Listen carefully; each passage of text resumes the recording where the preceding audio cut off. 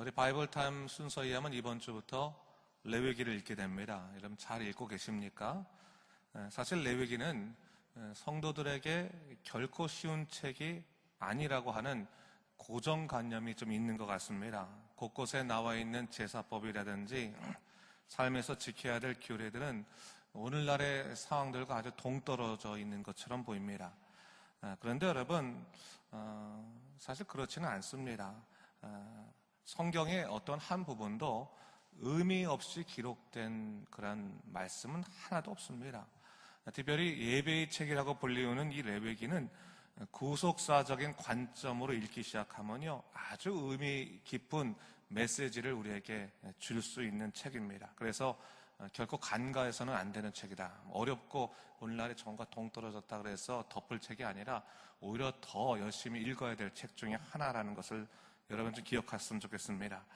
레위기는 아주 간략하게 설명하자면요, 5대 제사를 통해서 예배 의식을, 그리고 7대 절기를 통해서 예배적인 삶을 가르치는 소위 성결의 책, 예배의 책이라고 할 수 있습니다. 그런 차원에서 두 가지만 기억해도 레위기 반은 먹고 들어가는 거예요. 5대 제사, 7대 절기 하나하나 공부하면 됩니다. 이번 주에는 제가 5대 절기를 간략하게 구속사적인 관점에서 살펴보겠습니다. 특별히 번제를 중심으로 좀 살펴보고요. 그리고 다음 주에는 7대 절기를 구속사적인 관점에서 한번 볼 수 있도록 하겠습니다.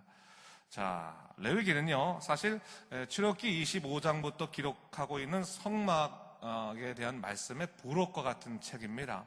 성막이 거룩하신 하나님이 인간을 만나주시는 영적 임재의 자리라라고 한다면, 이 레위기는 그 영적 임재의 자리에 나가기 위해서 이 죄된 인간이 어떻게 할 것인가, 죄된 인간이 어떻게 하나님께 나아갈 수 있을까, 그 방법에 관해서 기록하고 있는 책이 바로 레위기입니다. 여러분, 죄된 인간들이 어떻게 하나님께 나아갈 수 있겠습니까? 그 방법은 오로지 하나입니다. 바로 구속의 은혜로 채워진 예배를 통해서, 제사를 통해서 하나님께 나아간다라고 하는 것을 얘기하고 있는 것이죠. 오늘 본문의 말씀으로 보자면, 피의 제사를 통해서 생명을 대가로 한 구속의 제사만이, 구속의 예배만이 죄된 인간으로 하여금 하나님께 담대히 나아갈 수 있도록 만들어준다. 성경은 이것을 얘기하고 있습니다. 사실 오늘날 우리 모두는 예수 그리스도의 보혈의 은혜로 말미암아 하나님 앞에 담대히 나갈 수 있게 됐습니다. 예수님은 우리의 죄를 대속하기 위한 어린 양으로, 또 영원한 대제사장으로 구속의 역사를 이루셨습니다. 히브리서 4장 15절에서 16절 말씀에 이런 말씀이 있습니다. 한번 보세요, 여러분. 우리에게 있는 대제사장은 우리 연약함을 동정하지 못할 리가 아니요, 모든 일에 우리와 똑같이 시험을 받으시니로되 죄는 없으시니라. 그러므로 우리는 긍휼하심을 받고 때를 따라 돕는 은혜를 얻기 위하여 은혜의 보좌 앞에 담대히 나아갈 것이니라 했어요. 여러분, 예수 그리스도를 통한 구속의 은혜는 오늘날 주님의 이름으로 드리는 예배를 통해서 아주 그대로 실현이 되는 겁니다. 그분의 이름으로 긍휼하심을 받고 은혜의 보좌 앞에 담대히 나갈 수 있게 되는 겁니다. 그런 의미에서 오늘 우리가 공부할 5대 제사에 대한 교훈은 바로 예수 그리스도의 구속의 은혜가 예표된 구약의 말씀이다, 이렇게 볼 수가 있어요. 예수님의 구속의 은혜가 여기 예표가 되어 있습니다. 자, 5대 제사 5가지죠. 여러분 혹시 다 아시는지 모르겠어요. 번제, 소제, 화목제, 속죄제, 속건제, 이렇게 5개가 있는데 한번 따라해 볼까요? 번제, 소제, 화목제, 속죄제, 속건제. 좀 기억하실 필요가 있어요. 좀 쉽게 기억하는 방법은 번제를 가운데 넣고 이 오른편에 소제와 화목제를 두는 겁니다. 머릿속에서 한번 생각해 보세요. 여기 표도 있지만, 그리고 번제 왼편에 뭘 두게 됩니까? 속죄제와 속건제를 두는 겁니다. 번제는요, 가장 기본적인 제사입니다. 하나님과 우리와의 관계를 할당하는 그 제사가 번제입니다. 내가 누구인가. 그래서 우리의 희생을 통해서 나아가는 희생의 제사, 구속의 제사, 그렇게 볼 수 있는 것이 헌신의 제사, 이것이 번제라고 본다면, 오른편에 있는 소제와 화목제라고 하는 부분은 뭐냐면 하나님과 더 깊은 관계로 나아가기 위해서 우리가 드리는 예배예요. 드리는 제사입니다. 그러니까 하나님과 관계가 어그러졌을 때가 아니라 하나님과 관계가 좋은데 더 깊은 관계 속으로 들어가기 위해서 드리는 제사라고 한다면 이것이 소제와 화목제라고 할 수 있어요. 이 소제와 화목제는 사실 자원제입니다. 자원제, 자기가 자원해서 드리는 제사인데 무엇을 통해서 하나님께 더 깊이 관계를 맺고 들어갈 수 있겠습니까? 감사를 통해서 하나님께 더 깊이 들어갈 수 있는 거예요. 더 그 관계를 깊이 할 수 있는 겁니다. 그래서 소제와 화목제는 감사를 통한 하나님과의 관계를 온전히 세우는 제사가 바로 이 소제와 화목제입니다. 그래서 이 소제도 감사제고 화목제도 감사제지만 이 화목제는 곡식으로 드리는 소제와 달리 더욱더 우리 모두가, 성도들 모두가, 예배자들 모두가 다 함께 하나님이 주신 은혜를 나눌 수 있는 화목의 기쁨을 누리는, 평화의 기쁨을 누리는 제사가 이 화목제인데, 그래서 이 오른쪽 두 개는 하나님과 더 깊은 관계로 해서 드리는 거라면 왼쪽은 좀 달라요. 왼쪽은 소위 의무제라고 합니다. 반드시 드려야 할 제사라고 하는 거예요. 근데 이건 뭐냐면 하나님과 관계가 어그러졌을 때, 깨어졌을 때 드리는 겁니다. 그래서 하나님의 율법을 어겼을 때, 그분의 말씀을 어겼을 때 드리는 제사가 속죄제예요. 속죄제. 속건제는 뭐냐면 사람과의 관계 속에서 어떤 사람의 물질이나 그 밖의 생명 해함을 통해서 벌어지는 배상의 문제가 벌어지는 것. 그래서 죄를 사할 뿐만 아니라 동시에 배상까지 해야 되는 제사가 속건제입니다. 바로 이것을 통해서 하나님께서는 이 어그러진 관계를 통해서 하나님께서 다시 회복하기 위해서 길을 내어주셨다라고 하는 것을 이야기하고 있는 거죠. 그렇다면 여러분, 이 속죄제와 속건제는 무엇을 통해서 하나님과의 관계를 다시 회복하겠습니까? 회개를 통해서 하나님과 관계를 회복한다는 겁니다. 그러니까 여러분, 5대 제사를 가만히 보게 되면요, 하나님께서 우리에게 예배를 허락하실 때 더욱더 깊이 있는 관계를 위해서 길도 예비해 주셨어요. 감사를 통해서 더욱더 하나님을 기뻐하고 하나님과 영적인 그러한 관계를 깊이 할 수 있는 그러한 길도 예비해 주시고, 동시에 뭡니까? 우리가 잘못으로 인해서, 인생의 문제로 인해서 하나님과 관계가 어그러졌을 때 그 관계를 풀 수 있는 방법들도 하나님께서 제사를 통해서 내어준 거예요. 회개를 통해서 나아가게 하시고, 또 이웃과의 관계 속에서 문제가 있으면 그것을 또 배상하고, 또 남들에게 자기 잘못을 고백하고, 그리고 다시금 하나님과의 관계도 회복할 수 있도록 하는 길을 예배해 두셨다라고 하는 것이죠. 나중에 성경 공부할 때요, 자세히 한번 다루겠습니다. 이걸 좀 자세히 다루면요, 정말 하나님께서 예배를 통해서 우리를 사랑하시고 만나시는 거구나라는 것을 우리가 분명히 볼 수 있게 됩니다. 하나님이 명하신 제사는요, 한마디로 인간의 삶을 꿰뚫어 보는 겁니다. 하나님과의 더 깊은 영적 관계와 그분께서 이루신 일에 대한 감사를 위한 예배도 친히 가르쳐 주시고, 동시에 실생활에서 죄를 범함으로 하나님과 멀어졌을 때 어떻게 하나님께 돌아올 수 있는가, 회개와 회복의 방법까지 알려주심을 통해서 하나님과의 영적 관계를 온전케 하시는 주님의 은혜가 담겨져 있는 것이 바로 이 5대 제사다라고 볼 수가 있는 겁니다. 자세히 다루면 좋겠지만 오늘은 번제를 중심으로 좀 얘기를 좀 하도록 하겠습니다. 예배의 본질이 뭔가 좀 생각해 보도록 하겠습니다. 자, 우선적으로 우리가 구약의 제사를 다룰 때 가장 먼저 생각해야 할 것은, 이 제사라고 하는 것은 하나님의 주권의 현장이라는 것을 기억해야 돼요. 주권의 현장. 여러분, 제사를 가장 잘못 이해할 때는 뭐냐면 하나님의 용서를 피동적으로 이해하는 겁니다. 무조건 제사만 드리면 하나님께서 용서하시는 것이다. 피의 제사만 드리면 용서하시는 것이다. 꼭 그렇게 생각하는데 그렇지 않습니다. 구약에도 보면요, 제사를 드렸더라도 하나님께서 제사를 받지 아니하시는 경우들이 있어요. 속죄가 되지 않는 경우들이 있습니다. 무조건 제사를 드린다고 해서 용서를 받는 것이 아니에요. 제사자의 심령이 중요한 거거든요. 심령. 이 제사라고 하는 것은 핵심이 뭐냐면, 죄의 문제를 가지고 하나님께 나오는 자들을 하나님께서 불쌍히 여기셔서 당신의 주권으로 그들을 끌어안으시겠다고 하는 하나님의 사랑이 기초되어 있다고 하는 것을 얘기하는 거예요. 그게 제사예요. 예배도 마찬가지예요. 예배도 똑같습니다. 우리가 마음이 고통스럽고 어렵지만, 그렇지만 하나님을 찾고 하나님께 나오면 하나님께서 이 예배 현장 속에서 우리를 끌어안아 주시는 거예요. 만나 주실 뿐만 아니라 이 예배를 통해서 우리를 회복시키시겠다고 하는 하나님의 언약의 약속에 살아있는 것이 바로 예배라고 하는 거예요. 예배. 오늘 예배가 너무 형식적이 됐어요. 형식적이 됐어요. 그냥 이걸 무슨 어떤 의식적으로 생각하고 꼭 예배가 뭐 중요한가? 뭐 차라리 봉사를 열심히 하면 될 것이 아닌가? 그렇지 않아요. 예배 자체가 중요한 거예요. 이 예배는 하나님의 주권적인 사랑이 담겨져 있는 현장이거든요. 하나님께 나오는 자, 그 인생의 연약하고 고통스러운 부분들, 부족함의 문제들, 고통과 환난의 문제를 갖고 있는 사람들을 하나님께서 친히 치유하시고 돌보시고 이끄시고 위로하시고 회복시키시겠다고 하는 것이 바로 이 예배 현장 속에서 일어나는 하나님의 놀라우신 사랑의 역사라고 하는 것을 성경은 증거하고 있는 겁니다. 하나님의 선물이라고 하는 선물. 여러분, 그것을 우리가 좀 기억해 볼 필요가 있어요.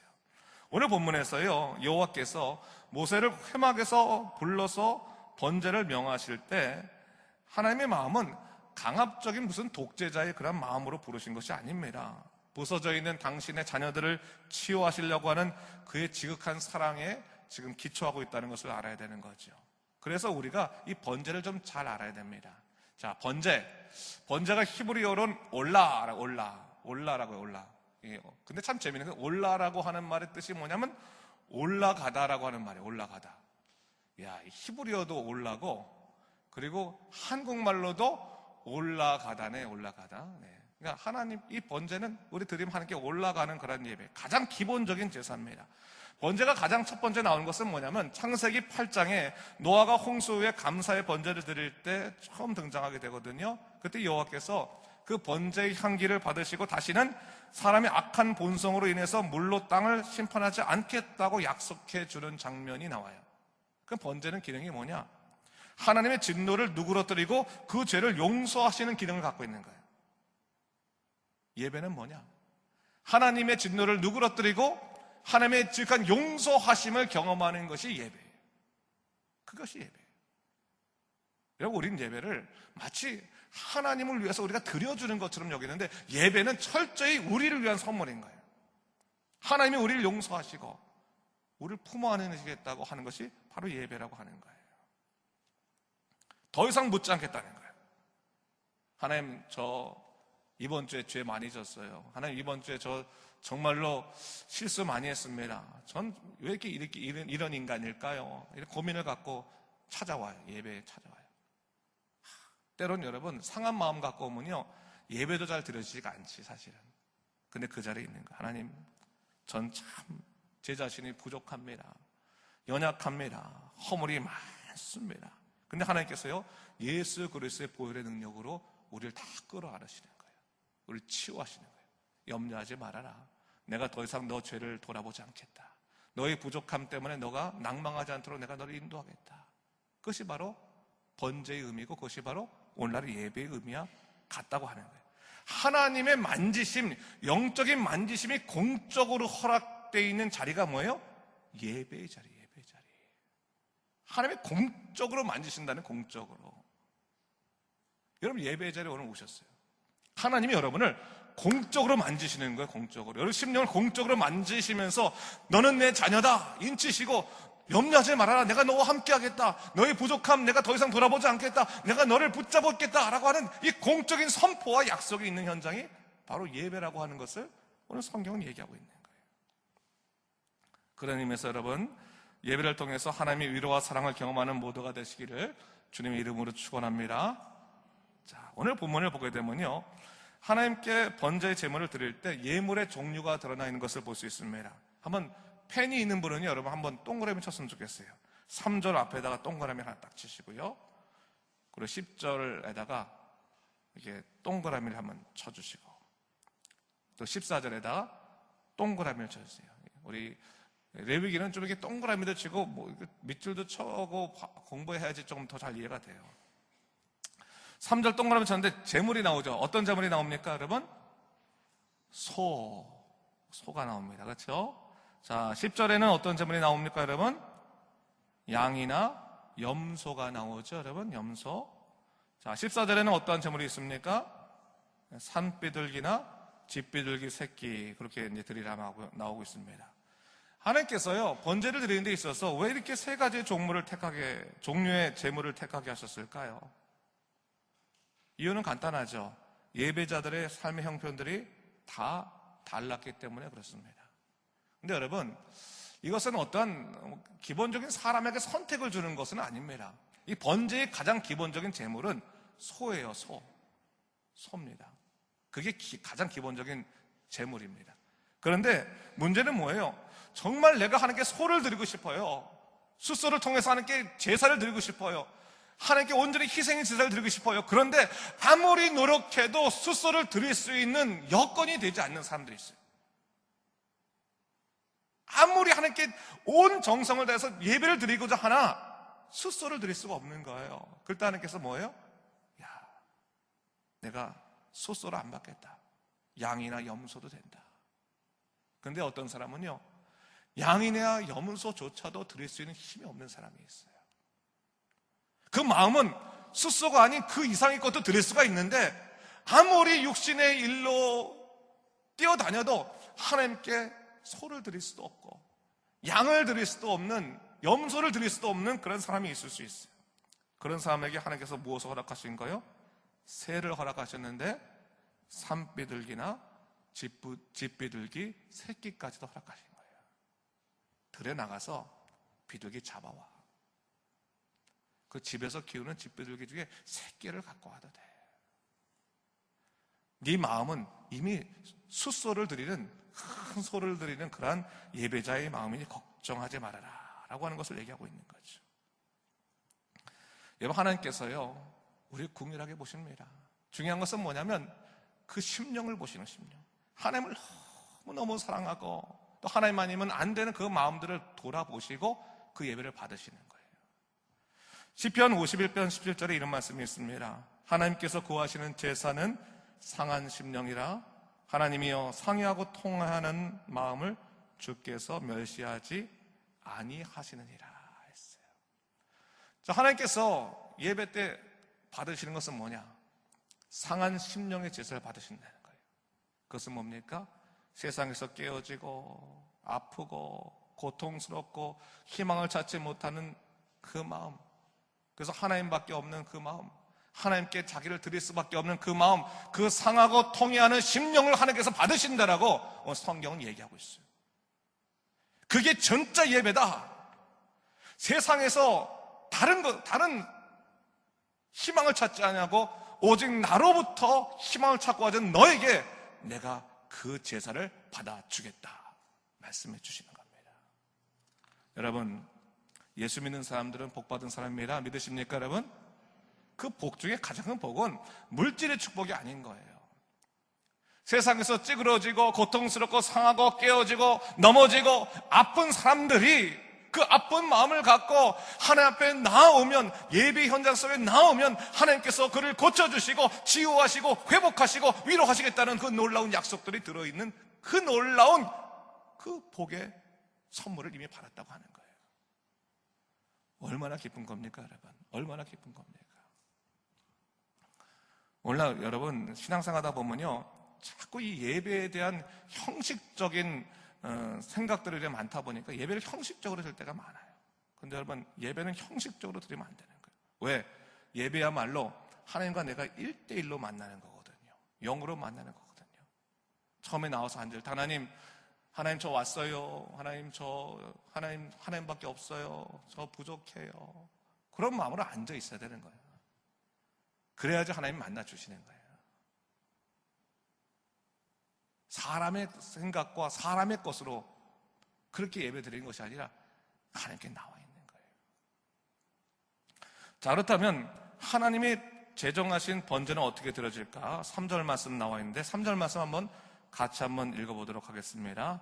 3절 말씀입니다. 시작. 그 예물이 소의 번제이면 흠없는 수컷으로 회막문에서 여호와 앞에 기쁘게 받으시도록 드릴지니라 했어요. 자, 우선적으로 소를 회막문에서 잡으라고 말씀하십니다. 사실 양과 염소의 번제인 경우에는 제단 북쪽에서 잡으라고 말씀하시고, 새의 경우에는 제단 앞에 나와서 머리를 비틀어서 잡게 하셨습니다. 소는 왜 회막문 앞에서 잡게 했을까요? 좀 여러분 생각이 들지 않으세요? 회막문에서? 여러분, 사실 소가 워낙 크기 때문에 다른 쪽을 싸보면 뭐 좁기 때문에 그 앞에서 잡을 수도 있지만 사실 구속사적인 관점에서 보면 이 회막문 앞에서 잡았다는 것이 굉장히 큰 의미가 있어요. 여러분, 성막에 들어가는 문, 회막에 들어가는 문은 몇 개입니까, 여러분? 오로지 한 개예요. 한 개. 그렇죠. 회막문이 어느 쪽을 향해 있어요? 동쪽을 향해 있습니다. 동쪽을 향해 있기 때문에 회막문에 들어갈 때는 어느 쪽을 바라보고 들어가는 거죠? 서쪽을 바라보고 들어가는 거예요. 근데 이스라엘에게는요, 방향이 굉장히 중요한 의미가 있어요. 동쪽은 희망, 또한 또 동쪽은 회복, 동쪽은 하나님의 의, 그런 방향이 있지만 서쪽은 심판, 고통, 멸망, 이런 의미가 있어요. 죄의 문제를 갖고 회막에 들어갈 때 그들은 무엇을 생각할 수밖에 없는 거예요? 죽음을 생각할 수밖에 없는 거예요. 멸망을 생각할 수밖에 없는 거예요. 심판을 생각할 수밖에 없는 거예요. 그런데 그 문에 들어서자마자 그들이 경험하는 것은 뭡니까? 재물의 피라고 하는 거예요. 피. 회막문에 들어가자마자 그들은 피를 경험하는 거예요. 오늘날 우리로 따지면 뭡니까? 우리가 믿음의 삶에 들어가자마자 우리가 경험하는 건 뭡니까? 예수 그리스도의 보혈의 은혜를 경험한다는 거예요. 부족하지만 죄된 인간들이지만 우리는 신앙생활 시작하면서부터 예수님의 보혈의 능력을 힘입어서 신앙생활 시작하는 거예요. 나는 부족합니다. 나는 아무것도 아닙니다. 난 여전히 죄의 모습으로 인해서 희망이 없는 삶을 살아가지만 예수님이 그것을 다 돌아보지 않으시고 당신의 피로 우리를 다 깨끗하게 정결하게 만들어 주신다고 하는 거예요. 용서의 능력을 허락해 주신다는 거예요.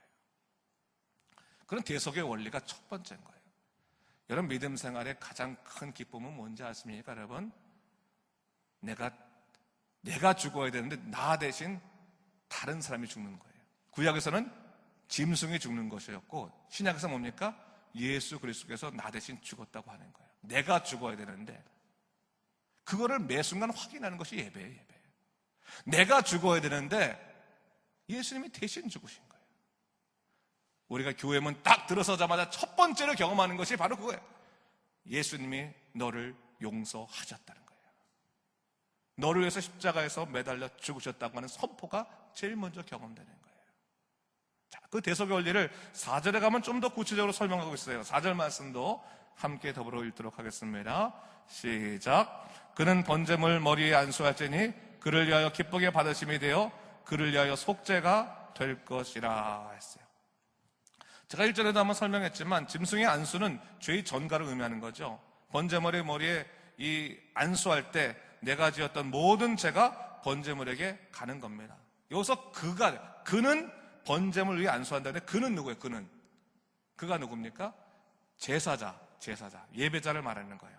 소를 끌고 온 사람이 번제를 드리기 전에 그 소의 머리에 안수를 하는 겁니다.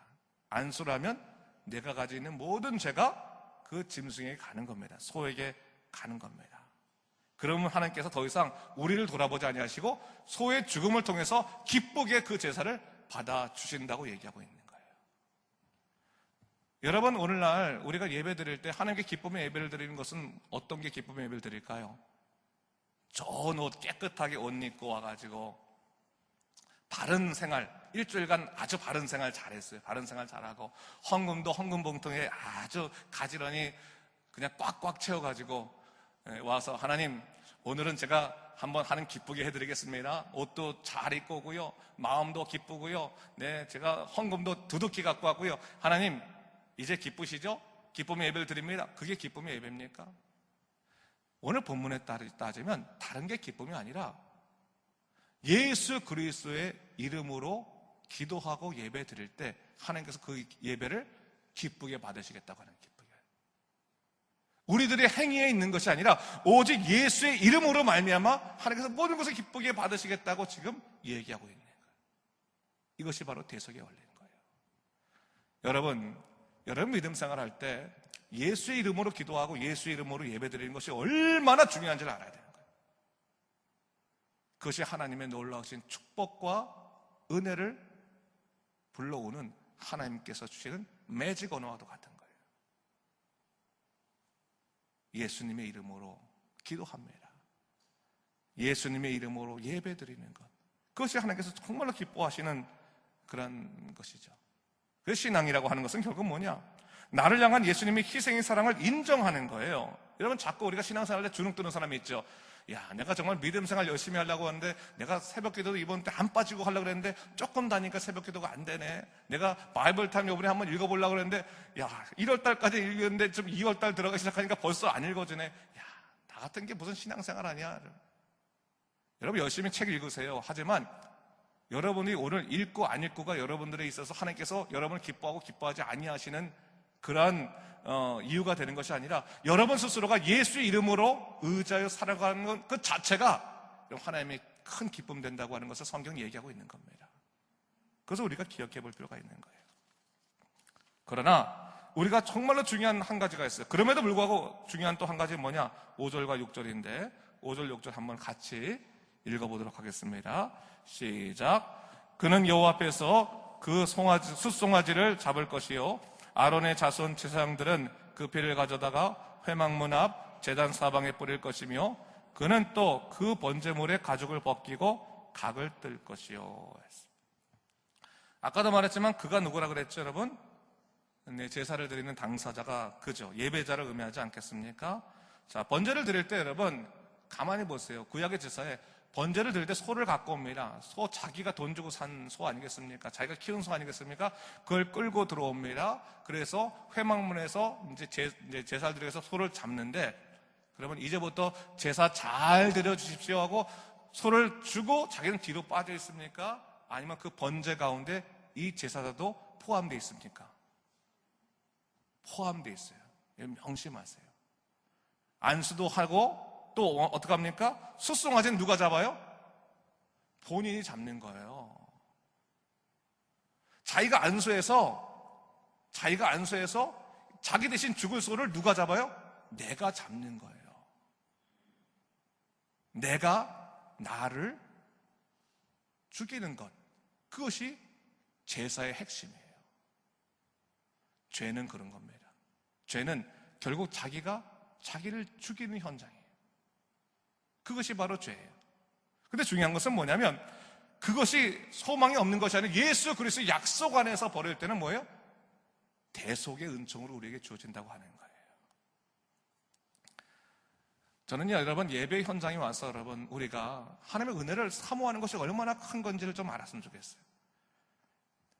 번제도 제사자가 그 가운데 포함되어 있어 열심히 자기가 할 일을 했어요. 근데 오늘날 예배를 드릴 때 제가 가만히 보면요, 예배를 드리는 건지 예배를 드려주는 건지 모르겠어요. 주님을 사모하는 마음들이 너무 적어요. 여러분, 예배 현장 속에서는 우리가 마음을 열어야 되는 거예요. 시편 81편 10절 말씀에 나는 너를 애굽 땅에서 인도하여 낸 여호와니 내 하나님이니 내 입을 크게 열라 내가 채우리라. 여러분, 예배 현장 속에서는 마음을 크게 여시기 바랍니다. 하나님의 은혜가 오늘 내게 충분히 임하신다고 믿고 마음을 여는 거예요. 내가 이 예배 안에 적극적으로 참여하는 거예요. 목사가 예배를 인도하고 주관하는 게 아니라 여러분 스스로가 예배 가운데 한 중요한 제사자가 되어야 되는 거예요. 내가 오늘 이 예배를 실패하지 않겠다. 하나님 기뻐하시고 내가 예수 그리스도 이름으로 기도하고 내가 하나님의 은혜를 기쁘게 받고 내가 돌아가겠다라고 하는 그 예배 가운데 사모하는 갈망하는 마음이 있어야지만 예배에 실패하잖아요. 예배가 이렇게 선물인데 선물을 줘도 누리지 못한 사람이 있는 거예요. 줘도 못 먹나 이런 옛날에 광고도 있었잖아요. 왜 은혜를 주셨는데 왜 그 은혜를 누리지 못하는 거예요? 마음을 열어야 되는 거예요. 마음을 열고 적극적으로 예배에 임해야 되는데, 그러기 위해서 중요한 것 중에 하나가 뭐냐면 이 번제물에 오늘 보니까 뭐라고 하냐면 번제물에 가죽을 벗기고 어떻게 하라고요? 각을 뜨라. 각을 뜨라. 각을 뜬다는 게 뭔지 아세요, 여러분? 각을 뜬다는 건 그야말로 이 동물이 있으면 가죽을 벗기고 나면 다 짐승을 치지 않습니까? 그렇죠? 다. 네? 이렇게 치면 네모나게 이제 각이 생기잖아요. 각. 그렇죠? 조각조각 부서진다고 하는 의미가 있는 거죠. 조각조각. 번제는 뭡니까? 하나님께 와서 예배 드릴 때 그 제사자 자신이 뭐예요? 조각조각 부서지는 것을 경험하는 거예요. 여러분, 예배 현장 속에서는요, 마음이 조각조각 깨어지는, 조금 부서지는 하나님의 만지심을 경험해야 돼요, 여러분. 말씀으로 깨어지는 거예요. 편안하게 왔다가 의자 편하다, 야 1시간 동안 잘 잠자고 가자, 그게 아니라 이 예배 현장 가운데서는 때로는 우리 마음이 아파요. 속상해. 하나님 뜻대로 살지 못하는 내 자신이 돌아보게 되고 내 자신의 이 부족한 모습 때문에 고통스러울 때가 있어요. 그런데 이 조각난 마음들, 그 상한 심령들이 바로 하나님께서 기뻐하시는 그런 예배라고 하는 것을 오늘 성경은 얘기하고 있는 거예요. 그래서 여러분, 나 같은 죄인 살리신 주의 은혜에 참 고마워. 오늘날에는 좀 적지만 옛날에는 1970년대, 80년대, 90년대도 그런 일이 있었었는데 예배 끝나고 나면 꼭 돌아가지 못하고 엉엉 울면서 기도한 사람이 있었어요. 엉엉 울면서. 자기가 죄인이기 때문에. 하나님, 전 죄인입니다. 근데 여러분, 그게 그날 그분이 사는 날이에요. 눈물로 시큰 회개하고 났더니 그냥 하나님께서 그를 살리시는 날이었어요. 회복시키는 날이었어요. 그 회복의 역사가 어디에 있다고 여러분? 예배에 있어요. 예배. 그 여러분, 예배를 소중히 여기셔야 되는 거예요. 내가 오늘 예배 드릴 때 하나님께서 나를 깨트리시는 날이죠. 나를 조각조각 부시는 날이죠. 하지만 이 조각조각 부서진 이 날이 나에게는 회복의 날이요, 나에게는 생명의 날이요, 나에게는 기쁨의 날입니다. 고백하고 주님께 나올 수 있어야 되는 거예요. 용서받는 날이잖아요. 하나님께 더 이상 이 죄를 기억하지 않는 그런 날이기 때문에 이 용서받는 날에 큰 기쁨도 우리가 누릴 수 있어야 돼요. 자, 마지막으로 9절 말씀을 함께 또 읽도록 하겠습니다. 시작. 그 내장과 정강이를 물로 씻을 것이요, 제사장은 그 전물을 제단 위에서 불살라 번제를 드릴지니 이는 화제라 여호와께 향기로운 냄새니라 했어요. 번제에 대한 정리를 한 단어로 표현하고 있는데 뭐라고 표현하고 있습니까? 여호와께 향기로운 냄새다라고 얘기하고 있어요. 자, 우리가 하나님께 향기로운 냄새가 되려면 뭐예요? 예배의 자로서 바로 서야 되는 거예요. 여러분, 혹시 이런 경험 해보셨어요? 저는 가끔가다 경험했는데, 제가 호주 와서는 아직 그런 경험 못했는데 한국에 있을 때 보면, 지나가다 보면 어디서 냄새가 엄청나게 맛있는 냄새가 나는 거예요. 맛있는 냄새. 그러면 그 냄새를 따라 쫓아가는 거죠. 이 냄새가 어디서 나는 거야? 그러면서 이렇게 쫓아가서 보면 어떤 식당 아니겠습니까? 그러면 식당에 들어가서 요 냄새 나는 것 좀 주세요. 이렇게 제가 사 먹었을 때가 있거든요. 냄새는요, 사람을 막 불러일으키지 않습니까? 막 끌고 오지 않습니까? 하나님께서 그렇게 쫓아가시는 그게 뭐예요? 이게 예배라는 예배예요.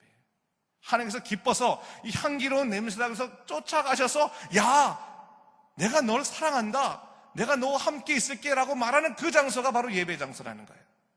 요한복음 4장 23절 말씀, 여러분 자막을 보고 함께 크게 읽도록 하겠습니다. 시작. 아버지께 참되게 예배하는 자들은 영과 진리로 예배할 때가 오나니 곧 이때라. 아버지께서는 자기에게 이렇게 예배한 자들을 찾으시느니라 했어요. 여러분, 교회에 오면 할 거 많죠. 봉사도 해야 되고 구제도 해야 되고 친교도 해야 되고 할 거 참 많습니다. 그런데 여러분, 하나님께서 가장 기뻐하시는 냄새는 뭐예요?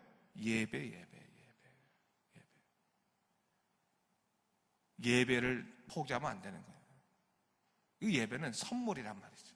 그리고 예배를 드리면 하나님께서 우리의 삶에 향기로운 냄새를 나게 하심을 통해서 자연스럽게 하나님의 임재를 경험하게 하세요. 성령의 충만함을 경험하게 하시는 거예요. 바로 그것을 이 번제라고 하는 그런 말씀 속에서 하나님께 다 해석해 주고 있는 겁니다. 사랑하는 성도 여러분, 하나님께 합당한 예배자가 되십시오. 마음과 진리로 마음을 다하여 성령과 진리로 예배를 드리십시오.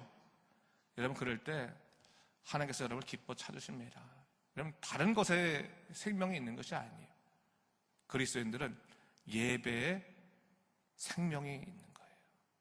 그곳에 와서 하나님을 바라며 소망하며, 하나님, 저 왔어요. 하나님, 예수님의 이름으로 제가 기도합니다 할 때 하나님이 다 치유해 주기 시작하세요. 치유해 주시고, 죄는 회개할 때 용서해 주시고, 더 깊은 관계로 만들어 주시고, 그러면 여러분, 감사할 것 없는데 감사하게 되는 거예요.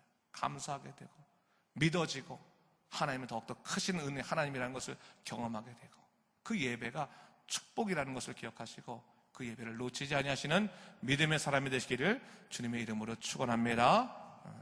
우리 지금 기도하겠습니다. 기도할 때 우리 말씀을 기억하면서 다시 한번 하나님 우리에게 합당한 예배자가 되도록 인도하여 주시옵소서. 믿음으로 살게 하시고 주의 능력으로 살아가도록 인도하여 주시옵소서. 우리 함께 기도했으면 좋겠습니다. 다 같이 우리 예배자의 삶을 위해서, 하나님께서 기뻐하신 예배를 위해서, 또한 우리 예배 가운데 있는 하나님의 축복을 위해서, 아버지 하나님의 은혜를 위해서 함께 기도하도록 하겠습니다. 기도합니다. 주